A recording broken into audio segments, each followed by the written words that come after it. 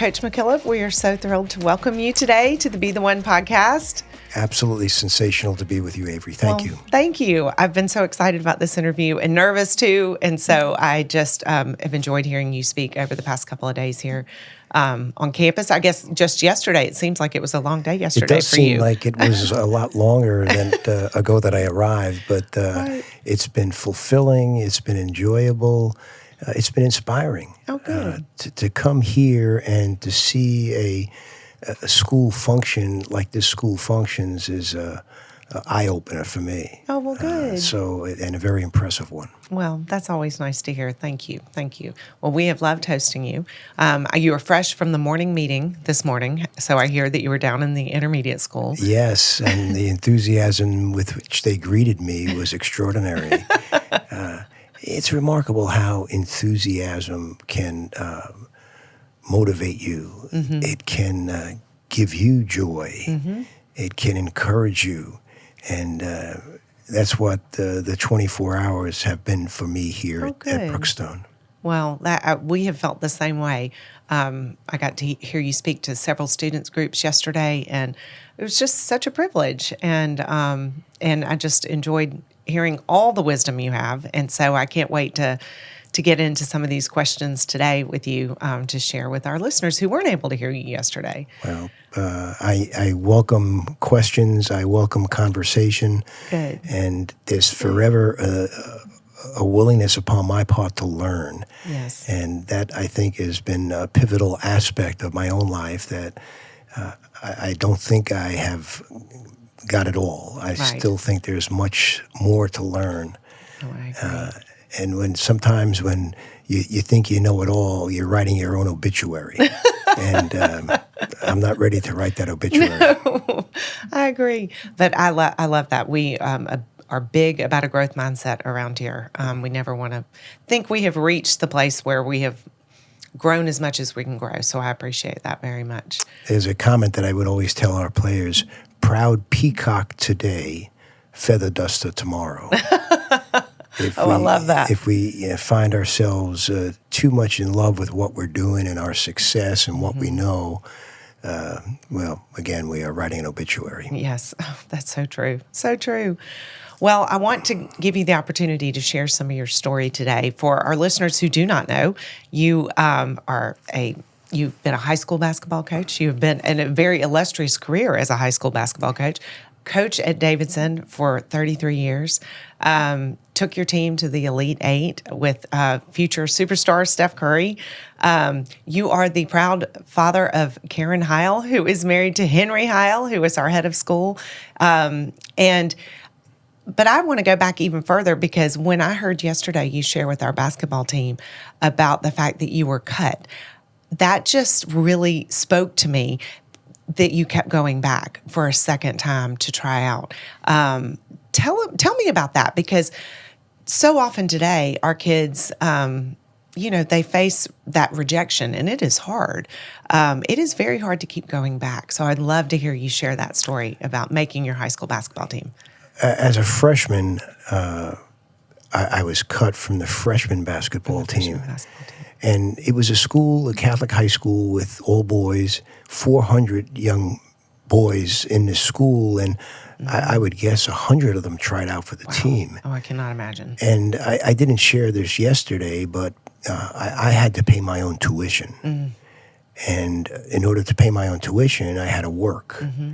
And the summer prior to me attending high school, the craziest thing in the world, I was a messenger boy on Wall Street. Really? I was 12 years old, and I was a messenger for White & Case law firm down on 14 Wall.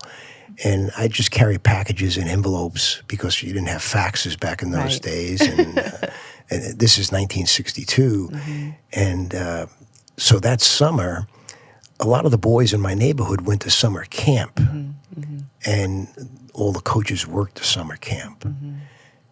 And they saw all the boys. Mm. So when tryouts occurred, I had one day for 2 hours with another 100 boys in the gym to try to make my impression upon a coach who had already been with many of those young boys at summer camp and had impressions already. So I would have really had to stand out as someone super special in order to get the attention of the coach, and it didn't happen. And that was a Saturday morning, and I can remember sleepless Saturday night, sleepless Sunday night, taking the bus, looking out the window on Monday morning, and rushing down to the gym to look at the cut list and seeing my name was not on that list. And it happened as a sophomore, and it happened as a junior. Oh, my goodness. So Seriously? I was cut 3 times, yeah. 3 times. So you did not play high school basketball until my your senior year. That's incredible. Yeah. And the resiliency was something that maybe came from my parents. The willingness to look failure in the eye and say, let's keep trying, was an experience that I faced many times because I failed many times. Well, I think that speaks volumes to just your drive and your passion. It's really impressive. 3 times. I'm not sure even, I mean, that's amazing. That would be really hard for me as a parent to even say, keep going back one more time. Yeah. It was an interesting dynamic because those guys that were on the team those 3 years and were on the team as my senior year are still close friends of mine. Really? And we have a yearly reunion, and we joke all the time about what great times they were. And unfortunately, I don't have the memory of 3 of those 4 years because I was never part of those years. Oh, my goodness. That is unbelievable. That's amazing. What a story. Yeah. So, okay, so you make the basketball team, and then tell us about how you ended up going to college on a college basketball scholarship. We had a good team, and it was in a very, very good league. It was the New York City Catholic League, which is, at that time, was one of the best around. On our team, the 5, I didn't start, the 5 starters all got college scholarships. One of them became a draft pick of the Phoenix Suns about 5 years later, and 3 of them played professionally in Europe. Wow. So they were good players. I started 1 game, and I'll never forget, my last game was at Fordham University in the quarterfinals of the New York City Championship, and we lost. And out in the lobby of Fordham University was all the college coaches who were going to talk with the players. And because it was a tournament, there were a lot of teams there, so there were a lot of college coaches. And I just hung out in the lobby hoping that one coach would come and speak to me, and none did. Oh. So I did not get a college scholarship. In that springtime, I would go into one of our arch rival schools, Bishop Malloy in Queens, and play pickup on Saturday mornings. And little did I know that during these pickup games that the coach of Archbishop Malloy was watching. And my best friend on the team of Malloy lived in my neighborhood but didn't go to the same high school. It was a guy by the name of Kevin Joyce. Kevin was a high school All-American. Kevin was a college All-American at South Carolina. Kevin was the captain of the 1972 Olympic team. Wow. Jim Larinaga, who is the coach of University of Miami, was on that team as well. Brian Adrian, who was a legendary player at Davidson College, was on that team as well. So they were a very talented team. So we'd play pickup on Saturday mornings, and I just competed. I just played hard. I was passionate about playing.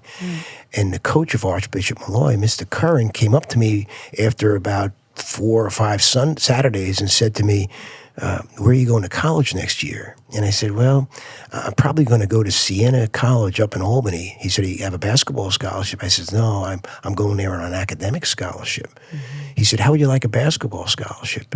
I said, are you kidding me? Of course I would. He said, well, I'm going to call East Carolina University and call their coach and recommend you, and let's see where it goes. And lo and behold, I was called by the East Carolina University coach. I had no idea whether it was in North Carolina or South Carolina. I went to a very rigorous academic high school, and East Carolina was not what would be looked at upon as a very rigorous university. So it was a new world for me. They sent me a plane ticket. I had never been in a plane before. Oh my so goodness. I took my first plane ride. We flew from LaGuardia Airport to Rocky Mount, North Carolina, got picked up by the coach. And here's the amazing thing. they tried me out Really? illegally. Oh, my goodness. And I got in a fight. Like with a player? With one of the starting point guard on East Carolina's team. Now, I'm this 16-year-old high school kid coming down. No idea I'm trying out. They try me out. I got in a fight with the guard. A couple of punches were thrown. I got hit in the eye. They had to get stitches. Oh, my goodness. And because it was illegal, they couldn't take me to the doctor and have a record of it, so they had the trainer stitch me up in the training room. Oh, my gosh. The coach thought I was tough as nails, so he gave me a scholarship. So I don't know if he gave me a scholarship because of the toughness that I showed or because I played well. I don't recall. So funny.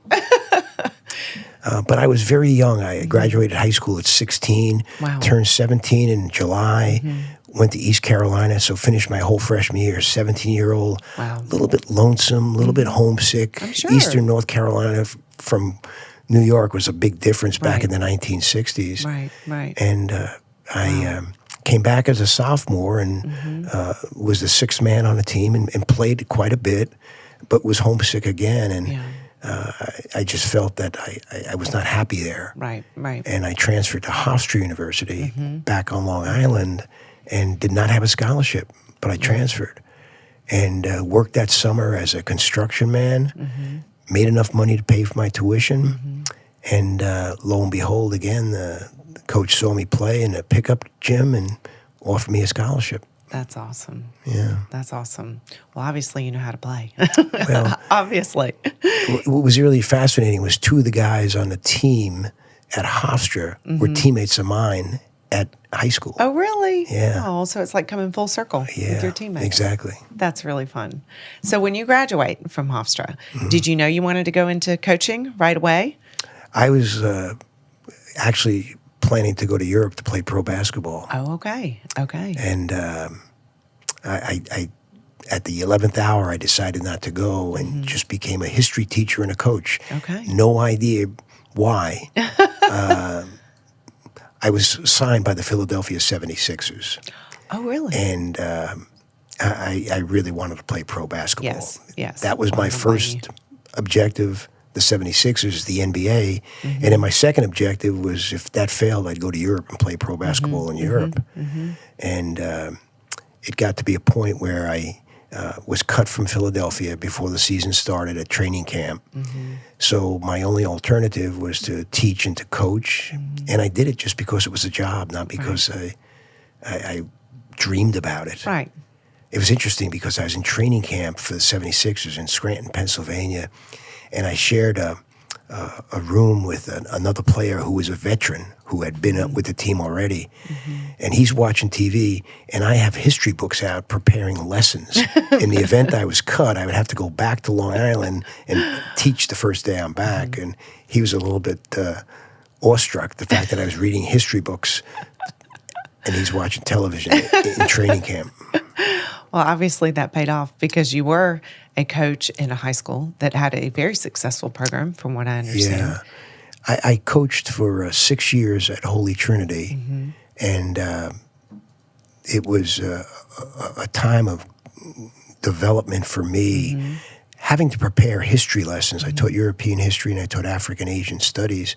Having to prepare lessons and present it to a class of 40 students 5 times a day was a challenge. It is. And it was a challenge that just really helped me grow as a person in terms of confidence, in terms of being able to articulate, in terms of being able to plan, to become detailed.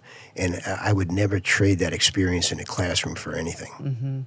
It really makes you appreciate teachers and all the work they do, but it definitely is a growing opportunity. Especially when you're teaching a course of about the Industrial Revolution. Right. And it was fun speaking about the Greeks and the Romans and speaking about the Middle Ages and maybe World War I, World War II. But when you started talking about the Industrial Revolution, and I was lost. Well, I'm sure your students loved it. So I showed a lot of films. yeah, well, that's always a popular thing. Yeah. So tell us how you ended up at Davidson College, back down in the South. Well, my last game at East Carolina was against Davidson Okay. in 1969. They won the Southern Conference Championship, and they advanced in the NCAA tournament to the Elite Eight, so they were very good. And I'll never forget walking off that court and seeing their fans, how passionate they were. The game was in the Charlotte Coliseum. There were 11,000 people there. It was a sellout crowd. Davidson was top 10 in the country. So it triggered a thought that, wow, this is a pretty special place. I had never been on their campus, but when the job came available in 1978, actually, I was a high school coach, and I took the job at Davidson as an assistant coach. Okay. So I was there for 1 year as an assistant, and I got my taste of it. Met a lot of the people, developed some friendships, went back to high school coaching. And it's kind of maybe not something I'm so proud of, but I left after 1 year at Davidson because I was making $17,000 a year. We wanted to start a family. We had just gotten married, and Davidson offered me $17,500 for the next year. And Long Island Lutheran offered me a job as an administrator and a basketball coach for twice that salary. Oh, wow. And I could have my own basketball camp as well, which I could make even more money. So I opted to take the administrative job at Long Island Lutheran and was the basketball coach. And 3 years later, I became the head of school at Long Island Lutheran. So I became the head of school, another incredible learning experience, managing budgets, dealing with a board of directors, board of trustees, hiring and firing teachers and administrators, being in charge of an entire school in terms of enrollment. What a learning experience that was for me. So I had great players. I got to tell you, I had terrific players and terrific assistant coaches, and we won a lot of games. And Davidson decided to take a chance on me. And I think the reason Davidson took a chance on me was my relationship with one of the great Davidson alums and former head coaches, Terry Holland, who was coaching Virginia at the time. But when Davidson was great in the 1960s, Lefty Driesell was the coach. Lefty Driesell had 4 teams in 10 years at Davidson that made the top 10. Wow. Incredible. Yeah. Saying something. He came to Davidson from high school. And the Davidson leaders said, well, maybe we should go back to high school. We've been failing for 15, 20 years. We're not successful. Maybe we should look in the high school ranks, because that was when we achieved the greatness in this history of the program. How about that? Things happen for luck, fortune, coincidence. And that's what brought me back to Davidson. So here I was, a high school coach, going to Davidson as a head coach, thinking I could wave a magic wand, ride off into the sunset, go back to New York and be the head coach of the New York Knicks. And, it's like 1 foot on the base and 1 foot off the base, 1 foot on the ladder and 1 foot off the ladder, but trying to climb to the top of the ladder in one fell swoop. And sadly, because of that lack of commitment on my part, and by lack of commitment, I mean I was not committed to Davidson. I was committed to Bob McKillop. Right. And losing 3 successive years brought me to my knees and got me to understand that you win for Davidson, you don't win for Bob McKillop. Right. And once I understood that, we had magnificent success, and it became home to me more so than even New York. Right.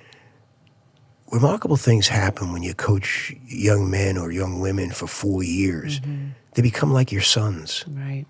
And as years went by, I had more and more sons. In fact, we had our own 2 sons play for us. But more and more players became like sons, and it became home. Yeah. Well, tell me about, I heard you speak yesterday about the motto that you developed in your program. Trust, TCC. commitment, and care. Yes. TCC. I came to Davidson with tremendous trust in myself, confidence in myself. But that trust was balanced with a sense of arrogance. all about me, the disease of me. I was committed. I was passionate. I was relentless, incredibly hardworking, but I was consumed. Step on anybody, everybody to get to the top of the ladder. And I thought I had care. I thought I was a nice guy, but I never showed that care. Right. I represented it in terms of liking guys, but I never showed that I liked them. So in the third year, after miserable success, I was brought to my knees, and I decided I had to change. And I learned those three concepts of trust, commitment, and care, but I had to also learn that I had to coach myself first before I could coach anyone else. Right. And I really believe that that's what we as parents, we as spouses, we as members of a school, we as faculty members, we as businessmen, we have to coach ourselves first. Right. And those three words were kind of guiding lights for me. And I love what you said about the disease of me. Speak to that a little bit. I think that's really profound. It's an infectious disease. It's all about me. What's in it for me? What am I going to get out of it? I'm doing it for me. I think we're inundated with advertisements. We're inundated with Hollywood and with television, Instagram and TikTok. It's all about me in our world today. It's one of the most grievous and cancerous diseases you could have. And unfortunately, it's demonic and distracting in that it attacks you every day. Right. And the only way you can cleanse yourself of that is to understand that you've got to coach yourself about that. So I coached myself to walk out of my house every day, walk to the car, drive right across the street to the campus, because I lived right across the street. But I needed a car to get around during the day. But as I did that, I would think, how can I help my staff today? How could I help our players today? How could I make it a better day for them? And that was a routine that I adopted that eventually translated into eliminating that disease of me. Now, of course, as I said, it's demonic and it comes back time after time, and it's easy to fall into that trap. But I kind of had a sense of putting an armor up against that and constantly spoke to myself about that. Right. Well, and you mentioned something yesterday about by helping others that you help yourself. There's a great concept in basketball. When you set a screen for a player, you are helping that player get open. But coincidentally, with getting that teammate open, you also get yourself open because you're going to create confusion for the defense. So the concept is very simple. When you help somebody in basketball, you help yourself. But that's the way life is. When you help somebody, you are actually helping yourself. And I came here yesterday, and I planned and I coached myself to help Brookstone. But in the process of helping Brookstone, I have helped myself. I have helped myself because I have reaffirmed all the things I believe in by repeating it to myself, by preparing myself. I have helped myself by having the enthusiasm and the inspiration from students and faculty and staff alike as they've welcomed me. So that's what life is all about, helping each other. Right. It's an interesting dynamic that occurs when you coach yourself in the process of growing as a human being.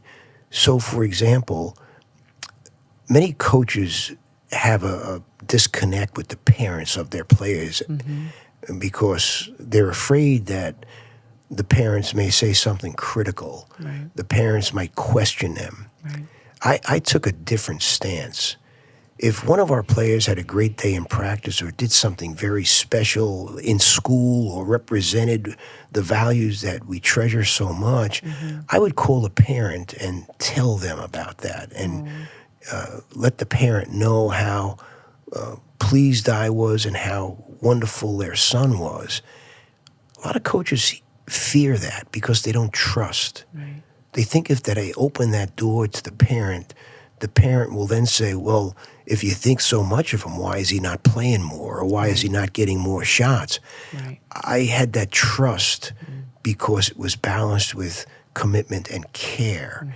And once those three words were united in that process, I found the courage to make that call. Right. And it's interesting how it goes full circle, because I make that call to the parent tells the son hears the coaches saying something good about him, the son feels better about the coach. Yeah. Yeah. It's a beautiful circle there. Yeah. Well, I definitely want to give you time to talk about your most famous player. I want you to tell us how you discovered, if that's even the right word, Steph Curry, and what made you decide to take a chance on him when nobody else was giving him a chance. I'm a great believer in genetics. I believe that a young man or a young woman whose parents played the game at a very competitive level, there's a lot of things that happen to that young man or young woman. They gain a lot of information, a lot of attitude, a lot of values, a lot of virtues from having their parent be a successful athlete at the college level or professional level. So we purposefully would recruit players whose parents played college basketball or college sports. Well, Stefan's dad, Del Curry, was a famous player at Virginia Tech and also played for the Charlotte Hornets and was a class act and a legend in the NBA. His mom, Sonia, was a very distinguished volleyball player at Virginia Tech. So I got to know Stefan as a 10-year-old boy. He played baseball with our youngest son, Brendan, and each weekend in the spring, they would travel throughout the state of North Carolina playing competitive tournaments. So I would spend weekends with the entire team and a Curry family included in a hotel on Friday and a Saturday and watch games all day on Friday night and Saturday and Sunday. And you got to know them very well. Right. And I marvel that young Stefan, who had sort of an innocent face all the time, but had such joy in what he did. Fast forward, he becomes a high school basketball player at Charlotte Christian, and he's skinny and baby-faced and thin and weak, and he looked 12 years old when he was 15 or 16, and he could shoot the basketball because his father was a great shooter and had worked with him. He had terrific basketball IQ, but he didn't have the look test in terms of his size and stature and strength. Right. I went to watch him in the summer before his senior year and was overwhelmed by how he lived in the present. He never let some mistake of the past drag him down. If he made a turnover, he missed a shot, he shot an air ball, he was beat defensively, he just played the next play. It was like water off his back. He didn't care. But he cared about the next play. Right. And I had never seen a 16, 17-year-old kid play with that kind of poise. I had known he could shoot. I had known he had great basketball IQ. I had seen his work ethic. But this presence was extraordinary. And right then and there, I decided I was going to offer him a scholarship. And we came to the forefront because no one else offered him. It's amazing. And his dream school was Duke. And I don't think Mike Krzyzewski knew Stefan. And he also aspired to go to Virginia Tech, where his parents went, and they did not offer him a scholarship. So we didn't have much competition to get him, but boy, oh boy, when we got him, his first 2-3 weeks of individual instruction in our basketball program, he just validated and affirmed that we made the right decision. Wow. He was something special. Wow, that's amazing. Did you ever envision he would become the superstar that he is today? I envisioned that he'd be a successful NBA player. At the level he's achieved, I could not say that I thought this. I believe that his body, the stature, the size, would be beat up in the NBA, the physicality and the length of the season of the NBA would take its toll on him. Right. So he'd be successful, but not at the iconic level that he's achieved. Right. Well, he's just so much fun to watch. So It's interesting when you watch him. Something that I referenced when he played baseball as a 10-year-old. He did it with joy. He still plays with joy. yeah. And I had the remarkable experience of being at Madison Square Garden 2 years ago when he broke the NBA record for three-pointers. So here's this kid coming in from the Golden State Warriors playing the New York Knicks in Madison Square Garden. And when he had that record made early in the game, it was as if he was a New York Knick the way the fans cheered him. Oh, wow. How many visiting players can get that kind of reaction from the opposing fans? Right. He got it. That's awesome. And I think it's because he plays with joy. There's a quality that just permeates everyone that is around him. Yeah. That's awesome. Mother Teresa said, never leave anyone without having them feel love. And paraphrased. And Stephen does that. You leave him and you feel a love, you feel a joy. Right. What a gift that is. Oh, it really is a gift. And I'm sure he was a gift to coach. I've been the great beneficiary of so many young men to coach, and certainly he brought much joy to me. So tell us about the journey to the Elite Eight. It's a remarkable journey because if you to give you a picture of how we recruited that team, you've heard the story of Stephen Curry.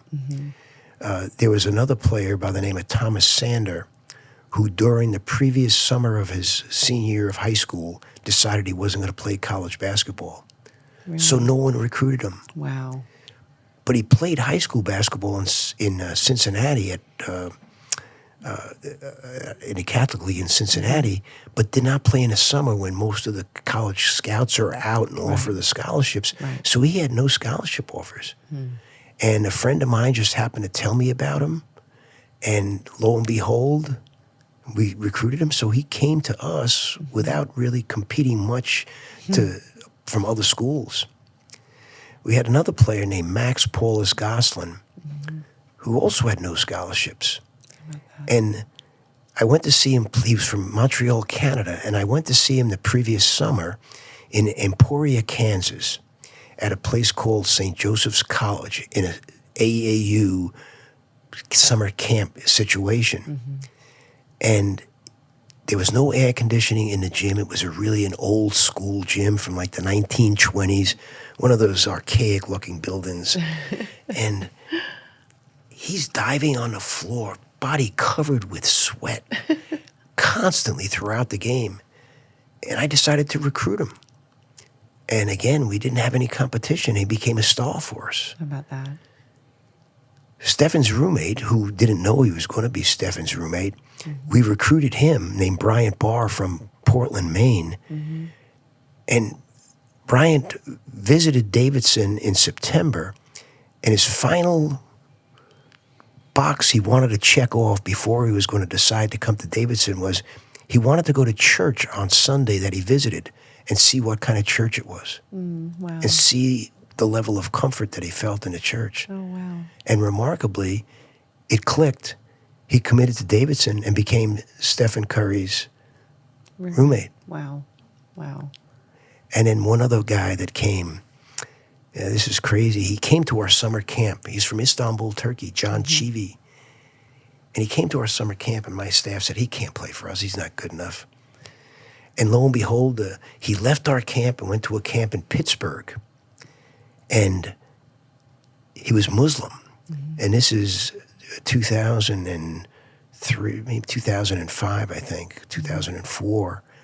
And at the basketball camp in Pittsburgh, one of the coaches called him a towelhead and constantly berated him and insulted him because he was Muslim from Turkey. And I saw the way John responded to that with dignity, with respect, and he continued to work very hard. And he was passionate about his work.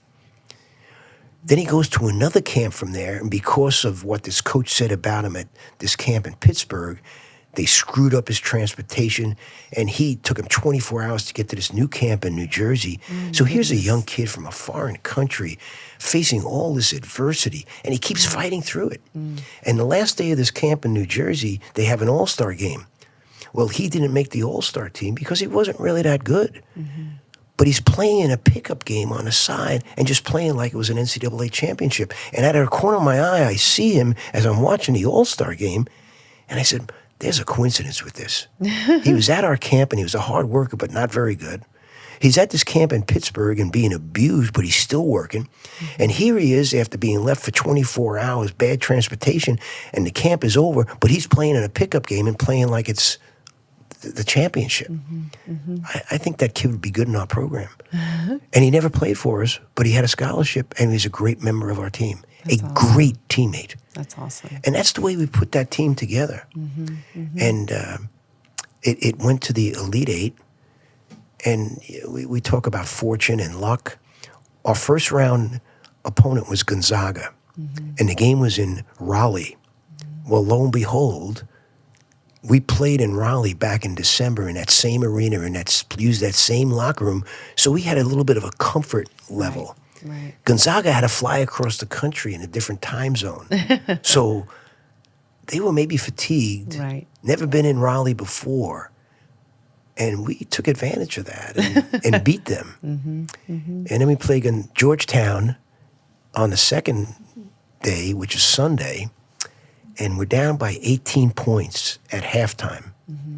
And our center, the boy from Cincinnati who had given up basketball and then decided to play as a senior, he was the captain of our team, and he broke his thumb in the first half.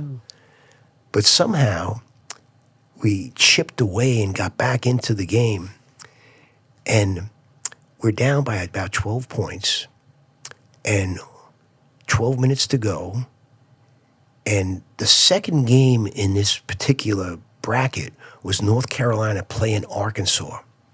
So our fans were there because it was Raleigh, North Carolina. Right.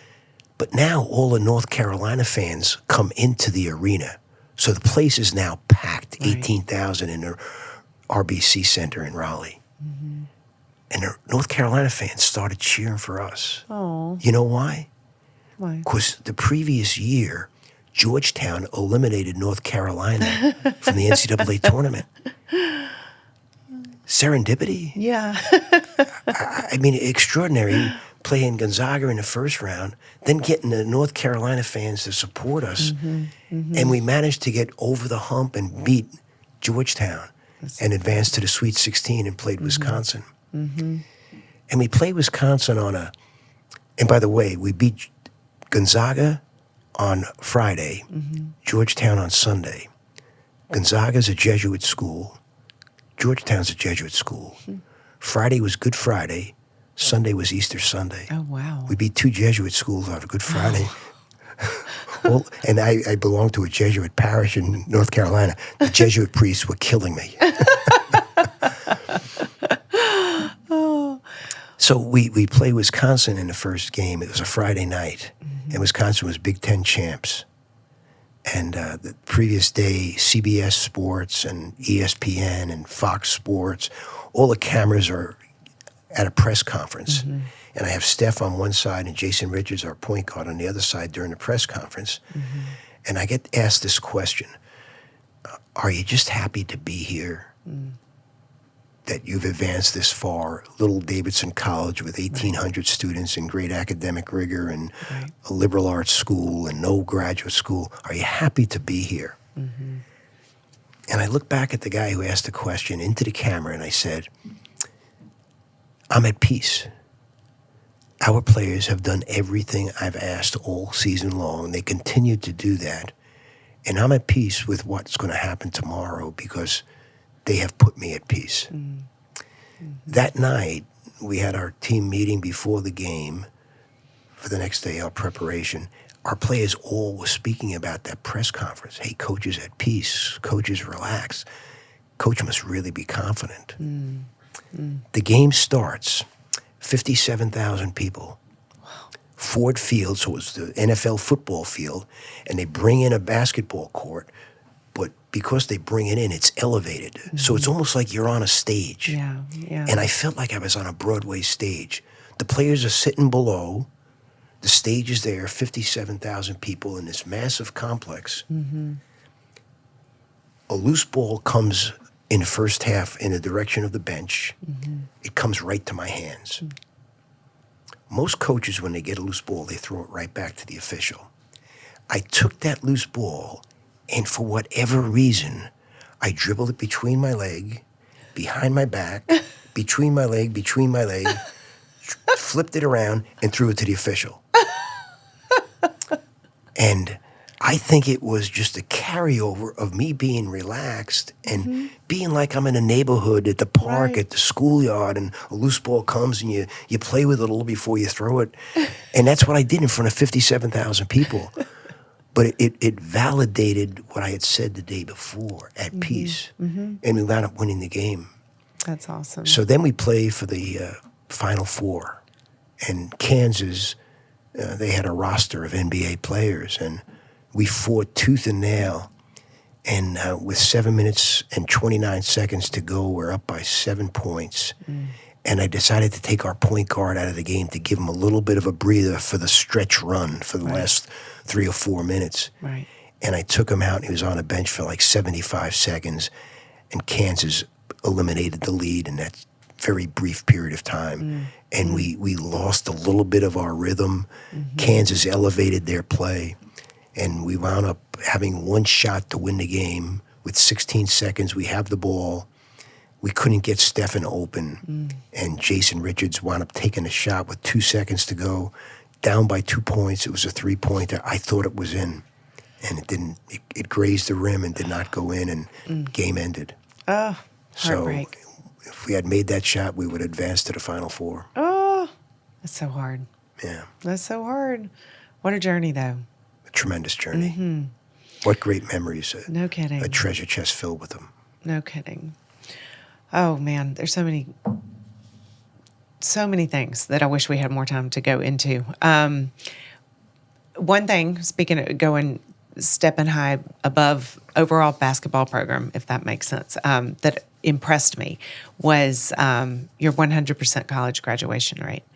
And then, and not only did that impress me, but watching the documentary Underrated, and which obviously speaks to Steph's admiration and love for you, but that he went back. That just speaks volumes. So tell me why that was important to you and how you were able to do that over 33 years in a basketball program. Well, Davidson represents student athletes. You go to college to get a degree. Right. And too often that's not fulfilled by the leadership of the college coach to guide his players down that path. I felt a great sense of responsibility that I committed to this young man and to his parents that I was going to give them an education. Right. And I was going to fall short of that commitment and not fulfill and honor that commitment if their son didn't get their college degree. So the first time I was faced with the possibility of not having a guy graduate was in 1995. One of our players, name was George Spain, from Columbia, South Carolina, a wonderful, salt-of-the-earth young man. And as his senior year developed, he failed 2 courses. So he was 2 courses short. But he signed a contract to play pro basketball in Sweden. So he could not come back for that semester. And Davidson is not the type of place where you can take an online course. He just didn't have the possibility of taking a course unless he gave up his professional career in Sweden. So George goes and plays several years in Sweden. And I knew he had not graduated. He knew he had not graduated. And I'd call him maybe once a month, and I'd say, George, I just went into a recruit's home and talked to their parents about their son graduating. And I said to them that every one of my players has graduated except George Spain. So you are becoming a rock star for not having graduated. And he'd hear this month after month from me. So he came back one summer and said, I'm getting this done. No. And what he did was he ended his pro career, Really? took his classes, graduated. Oh my goodness, that's so impressive. So I would always tell our players that story. And I'd tell parents that story as well during the recruiting process. So Stefan ends his third year at Davidson with a 3.3 GPA. So he was a bright, conscientious student. And he had actually taken a course beyond what his requirements were. So he only needed 7 more classes to graduate. Davidson talks in terms of courses taken rather than semester hours. He had 7. And in the NBA season, there was a strike. So there was a lockout. So he came back to Davidson during the lockout as a pro athlete and took 2 more courses. Wow. So now he's down to 5 courses. And I'd approach him rather frequently. Now when I go to homes, I don't talk about George Spain. I talk about Stephen Curry being the only guy that didn't graduate. And it was just a little bit of a nudge. But he had promised to the school, he had promised to our fans that he was going to graduate. And with the help of several professors, with numerous assists from our athletic director, from a variety of people on campus and his parents, he put his nose to the grindstone, and you saw in that movie that he graduated. Yeah. And what was so poignant about it was they showed the clip of him doing his final paper in his house, and he's got one daughter on one side of him and one daughter on the other side of them doing their homework. And here he is doing his final paper, all working for the same. Yeah. And that's Stefan. He wants to be a model of excellence for everybody, and here he was modeling that behavior to his children. Yeah. It was such a wonderful example. And really, not very common these days. This is a guy who's a billionaire. Right. What is a piece of paper going to do for him? Right, exactly. You know what it is? Honoring his commitment. Yeah. Oh, I love that. And that, I think, is the strength of his character. He honors that commitment. I love that. I love that. Well, commitment obviously is one of your core values. I want to ask you, here at Brookstone, we do have 7 core values. And I'm just curious, you all of them are important, but if one step speaks to you. Well, I think there are 2 of them that really jump out to me. Okay. Respect and loyalty. Our world is so desperate for respect. We just don't carry that forward in the way we treat people anymore. We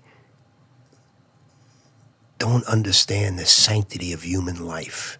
Every human being is sacred, and we treat people with such disrespect, whether it's the language that is used, the vulgarity of it, whether it's the criticism that is waged, whether it is the opinions that are offered. We don't treat people with the kind of respect that they as human beings should be given. Right. The second thing about loyalty is that it's sort of the opposite of the disease of me. Right. Loyalty to be part of a team, to be part of a school, to be part of an organization. Again, a lost virtue and value in our world today. It's all about me. No, it's not. It's all about us. And the only way you're going to get further in life is if it's us and not me. The joy of something is magnified when it is shared. And I often talk about caring and showing it. And because we recruited so aggressively and so frequently in Europe, I would travel there to recruit. And I would always take a photo of a sunset or a piazza or a lake or the Adriatic Sea, wherever it might have been, a historic building, and I'd send it to Kathy, my wife, and with a note, I wish you were here with me. And that was showing I care by sending her that photo, but it also showed that if she was there with me, it would have been a much more joyful experience. And I think that loyalty is I love the fact that those loyalty and respect are two of the core values here at Brookstone. Well, thank you. I love them too. It's something we really try to hammer home to our students, and every chance we get, bring them up again. And I know leadership is one of the things you talk about all over the country, all over the world. You said a couple of things yesterday, if I can go back, that I thought that I loved, that I would, going back, want you to elaborate on. Imagination is greater than knowledge. Yeah, Einstein said that. Oh, really? So okay, well, I was giving you credit, but there you go. What you imagine transcends anything that is fact. Dreams do come true, and you must imagine them. You must create an image. Stare at what you want to be. And for me, I stared at being the center fielder for the New York Yankees. I stared at being the point guard for the New York Knicks. I stared at being a college coach at the Final Four. Because I saw those images, because they were in my imagination constantly, it drew me closer to that. And I'm convinced that much is done with this imagination. And it's extraordinary how you can face failure after failure after failure.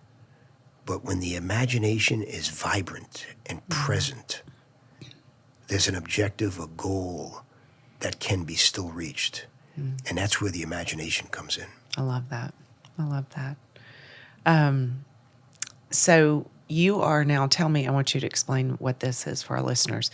At Davidson, a leader in residence. What does that mean? It means that I have a lot of experience at leadership. And like a doctor who is on call, anyone on campus in the Davidson community, in the Davidson College community, can call upon me to discuss leadership. Oh, that's awesome. To ask about leadership, to lead. So I've done it with teams. I've done it with classes. I've done it with individual students. I've done it with alumni groups. I've done it with corporations. I've done it with churches. I've done it all throughout the Davidson College community. And all I've done is just repeat what I've stolen from other brilliant people, Einstein. I must footnote, I'm no expert on anything. Everything I have has been taught to me. I've invented nothing.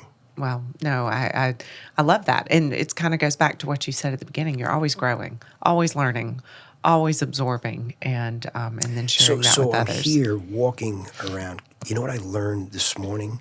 What? That after I spoke to the intermediate school, they had to go to a class.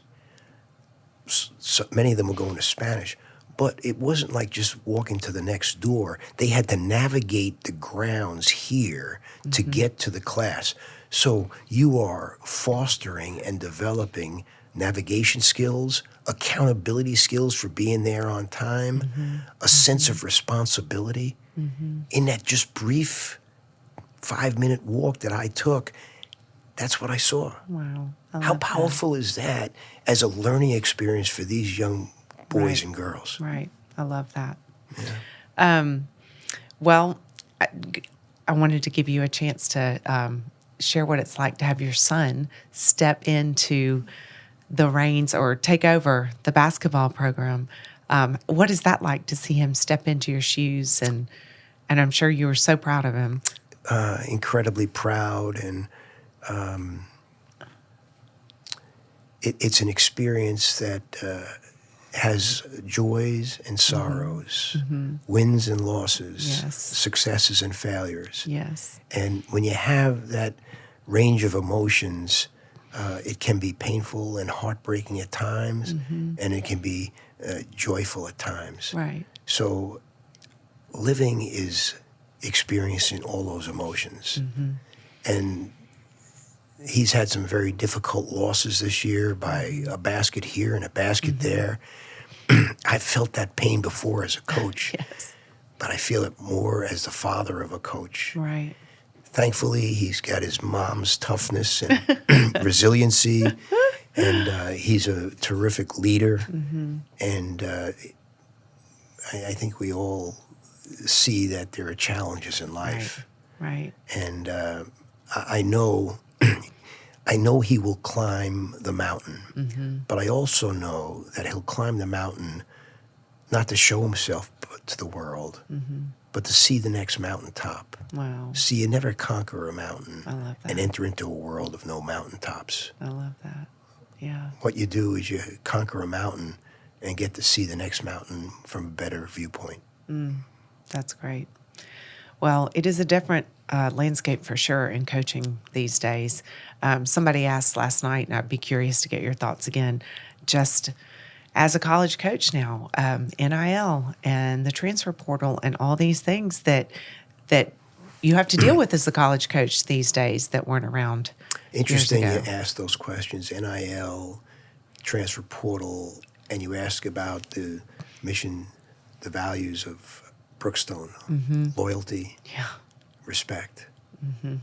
NIL and the transfer portal are counter to those two values. When you have the transfer portal, you are encouraging people to just be about me. What's in it for me? Right. The heck with my team. The heck with the coaching staff. And I understand coaches leave in a heartbeat as well for better opportunities. But it's their career Right. and it's their family. Right. And when a coach gets fired, there's no more shaming of an experience in a profession because it becomes so public. A player is chosen, selected, commits to a school, and as long as that coach is there, I think they should remain committed to that school. And if they want to leave, well, that's well within their option to do that, but I think there needs to be a penalty paid by sitting out a year, by not participating for a year. Right. Right. And that's the way it had always been. That's the experience I had when I transferred from East Carolina to Hofstra. I sat out a year. I couldn't play for a year. Right. And I had to pay my first year, the year I sat out, tuition. So, I know where I am today because I didn't get a trophy. I wonder where the kids today are going to be because they did get trophies. And that really speaks to the transfer portal. I wonder where they'll be because they showed disloyalty Right. at an early age in their lives. Right. As far as the NIL, I fully embrace the idea that players should be rewarded for their activities, for their investment. But it cannot become a prime mover for guys making decisions. And coincidental with the transfer portal, it creates a very unsavory atmosphere. It makes it incredibly difficult to build a college culture. And I suspect that guys like Nick Saban and Roy Williams and Jim Boeheim and Mike Krzyzewski, legendary coaches, maybe have opted to retire a little bit earlier than they had planned because of the NIL and transfer portal. Right. So it's had a rippling effect upon some of the great leaders of our sport. another one that I loved that you shared just briefly about yesterday is sloppiness is a disease. And I loved hearing what you told our basketball players of how the Davidson boys had to leave their hotel rooms. I think parents would love to hear that. So what did you require of your players? Sloppiness is a disease on the basketball court. If you're supposed to set a screen at a location on the court, you set it at that location with that technique. You don't take shortcuts. It's detailed. And if it's not detailed, it's sloppy. Well, how can you build up that habit? You do it by repeating. Anything that you repeat and repeat and repeat becomes habitual. And if we go on a road trip and we check into a hotel, our players know that their pizza boxes, their Gatorade bottles are not going to be strewn across the room when they leave and check out and go to the game. Their towels are going to be piled in a corner of the bathroom. The garbage is going to be assembled in the garbage can or approximate to the garbage can. I'm not asking them to make their bed. I'm not asking them to do anything but leave the place respectful. Go back to respect. Yeah. Someone's going to clean that room. And invariably, our players would do that because we had a guy, we had a captain of the hotel who that was his job, to make sure guys did it. And guys knew it, and they did it. And they didn't come onto the bus until it was done. And I believe that carried over to the basketball court. Yeah. And, I had to represent that in my office. My office could not be sloppy. It had to be orderly and neatly organized, and there couldn't be papers strewn all over the place. And I believe the way we dress was the same way. To this day, Matt and his staff wear jackets and ties on the bench, representing that sloppiness is a disease, that they want to look sharp and organized and detailed. And I think it's a habit. I love it. It's a habit worth pursuing, for sure. Okay, so before I let you go, I always ask my guests 2 questions. One, would love to know a book that you have read that is either your favorite or has had just a tremendous impact on you. It's really interesting with the books I read, because I can read like 5 of them at a time and I'm still reading them. I don't finish them before I begin another book. A book I read about 4 years ago was called The Splendid and the Vile by a guy, I think it was Larson. And it was about the first 100 days of Winston Churchill as Prime Minister of England. The reason why I found it so fascinating was the leadership that Churchill demonstrated. I can't imagine what it would have been like to be a resident of England during the early days of World War II, when the blitzkrieg from the Nazis attacked unmercifully day after day, night after night, when the Nazis were staring at the English and invading them possibly just across the English Channel. The fear, the challenge, the doubts that the people of England had to go to bed with each night. How did Churchill get those people through that? And Churchill was a bit of a character. He had a lot of faults, but he also had tremendous qualities as a leader. And that's why the book was so fascinating for me, in a microcosmic way. All the challenges we have in our contemporary world today seem Mickey Mouse compared to what Churchill had to lead his people through.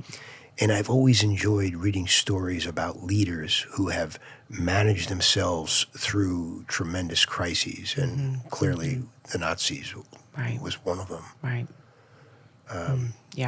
can't imagine either. Every time I see a movie about that, it's not, I can't imagine living through it. So, okay, so moving on to advice. You have given us lots of good advice, and but what is some of the best advice you have received yourself? Forgiveness. I love that. I had the great honor of taking our basketball team to Auschwitz, not to play basketball. 48-hour trip.